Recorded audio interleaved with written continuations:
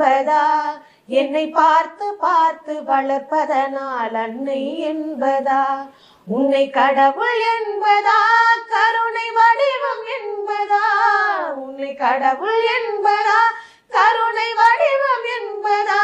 ஐயா ஞானதானம் தந்த உன்னை தந்தை என்பதா? உன்னை தெய்வம் என்பதா? குருநாதன் என்பதா? என்னை பார்த்து பார்த்து வளர்ப்பதனால் அன்னை என்பதா?